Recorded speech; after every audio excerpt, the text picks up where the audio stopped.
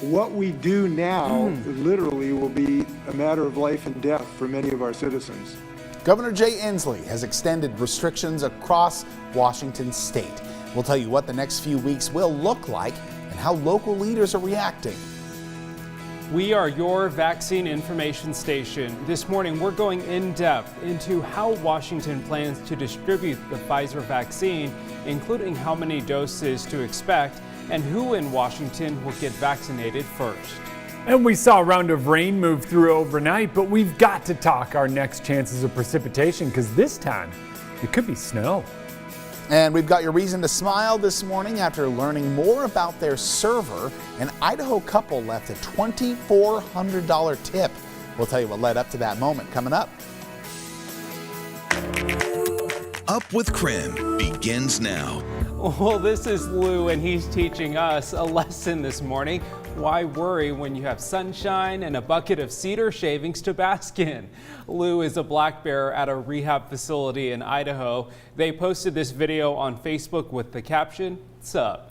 We have more information on them, including more videos of Lou coming up in our next half hour. How does that not put a smile on your face on a Wednesday morning? Tim, can you do me a favor? Can you say sup again? Sup. You got to do the head nod, you know? I like it. I like it. I don't think anyone got to see that head nod because it was the bear on the screen. Video, yeah. Man. Well, yeah, it's super cute video. We're gonna have to show that to you in a little bit. Anyways, Jeremy, what can we expect on this Wednesday? A little rainy when I left home this morning, but not the case anymore. Yeah, the rain has come to an end. That front that moved through, bringing us some of that rain, really kicked itself into high gear and just boom, right on out of the region. And for that reason, we are starting to see those temperatures dip. And right now, we're hanging out comfortably at 32 degrees. So not too concerned with a big dip and getting some of that ice forming. But we have seen that over in the Columbia Basin, places like Wenatchee, Moses Lake, seeing a little bit of that icing on the roads, but everywhere else staying comfortably above freezing following that front, sliding its way on through the region. That thing, it's moving out quick. You can already see it kind of winding down across North Idaho and far southeastern Washington.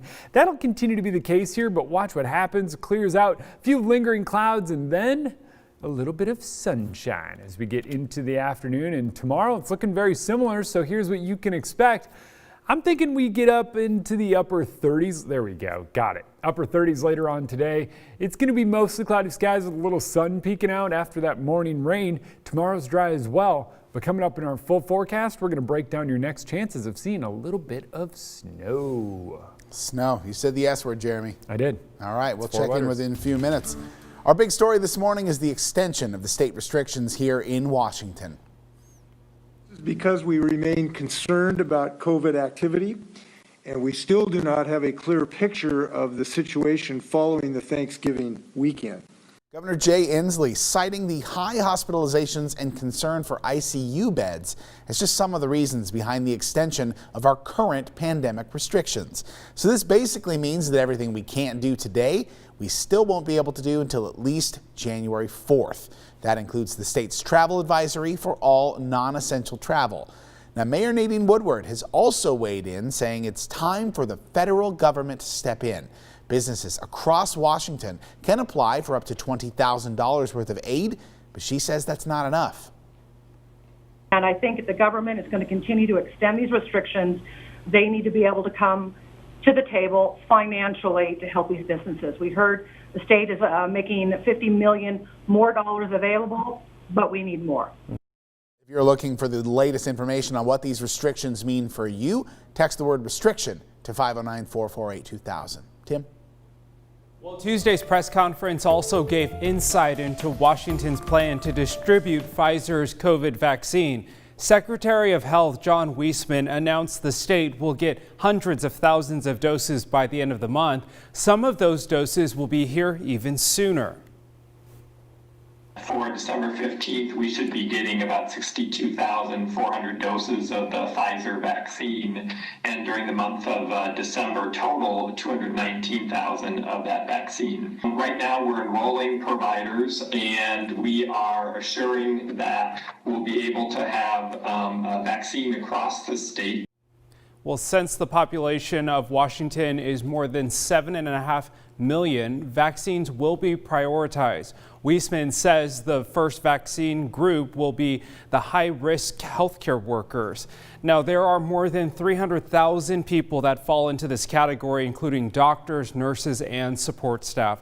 Vaccinating that group could take several weeks. They'll also vaccinate people in long-term care settings this month.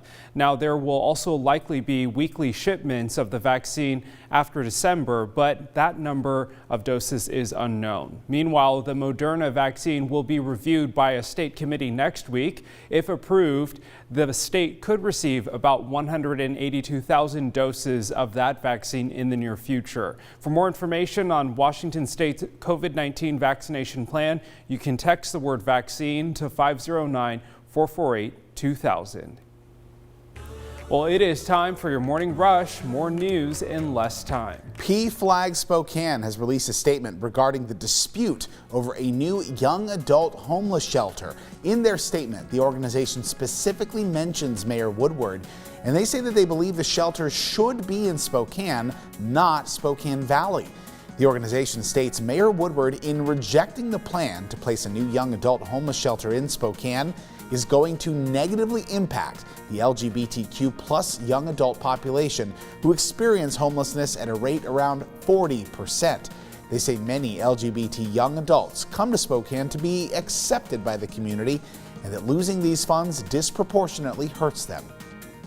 In an update you saw first here on KREM, after two people fell from a chairlift Saturday at 49 Degrees North ski area, the ski resort maintenance team determined the chair detached because of a key piece of the attachment mechanism either failing or was missing from its clip. The lift will remain closed. This is the second time in recent years that a chair has detached from the cable on chair number 1 at 49 Degrees North. The resort says the two skiers were shaken up but reported only minor injuries. A child has been injured and a handful of apartments have been damaged after a fire on Spokane's South Hill yesterday morning. Spokane County Fire District reported the fire at Regal Ridge Apartments around 10 a.m. and officials say two children and their mother were inside the apartment where the fire began. The apartment is a total loss. I grabbed the dog, grabbed the kids, left. At that point, there was like smoke all the way down the whole staircase.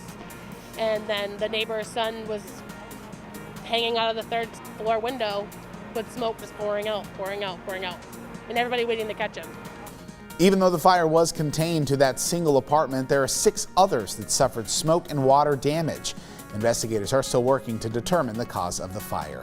That's your Morning Rush. More news in less time. Let us know what's happening in your neighborhood using the hashtag #UpWithKREM on social media.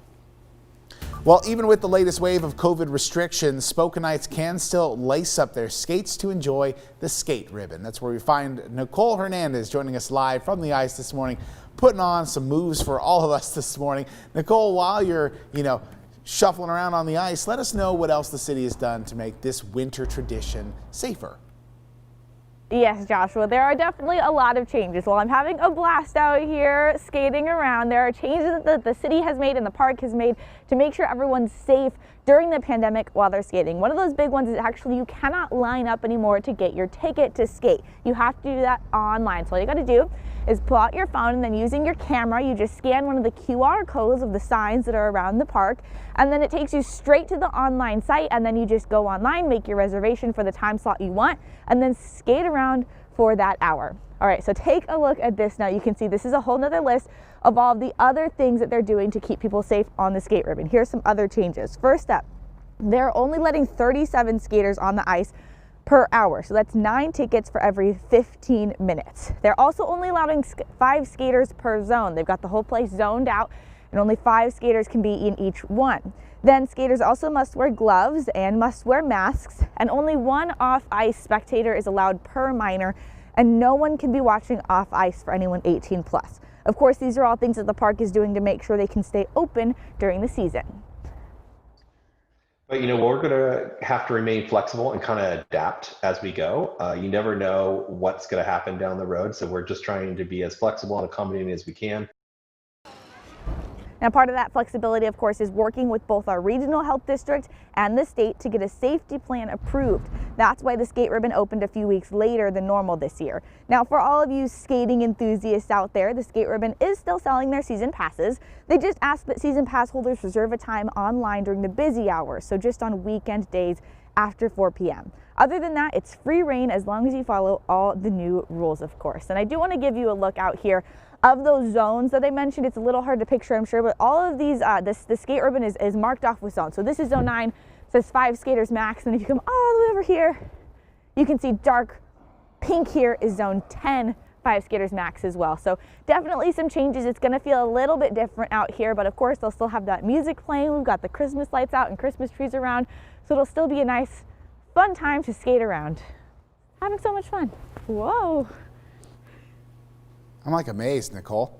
I'm amazed. Your ability to stop. That's the thing that I still haven't figured that one out. Dude, I was surprised I did it, honestly. I'm really bad at it. my method is just run into the wall, but Nicole clearly showing all of us up. Also this morning, we're taking a look at 3 big questions surrounding our local coronavirus stats by the numbers, including, have we seen numbers change since the governor's restrictions last month? And who's being impacted the most in our area today? Those answers coming up.